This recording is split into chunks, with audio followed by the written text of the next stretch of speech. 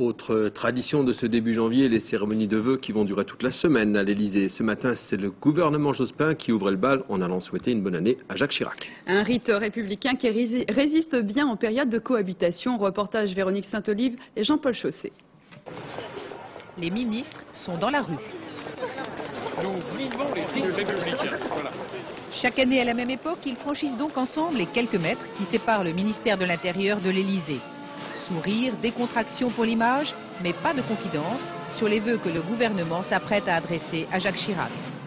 L'affaire est expédiée rondement, 40 minutes plus tard, tout le monde ressort, mais l'inspiration n'est pas au rendez-vous. Qu'est-ce que le gouvernement a souhaité au président de la République pour cette nouvelle année? Vous lirez, c'est le Premier ministre qui a présenté ses vœux, donc c'était substantiel, très construit, dans une excellente atmosphère. Le Premier ministre a tenu à rappeler que l'économie fonctionne bien, mais que l'économie n'est pas un tout et que l'homme doit toujours y trouver sa place. La dominante était la confiance dans l'avenir et dans la capacité de la France à relever les défis qui sont sur sa route.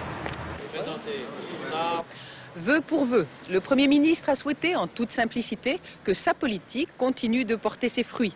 Le président de la République, lui, de son côté, a souhaité non moins simplement une réduction des charges, une réforme des retraites et une plus juste répartition des fruits de la croissance.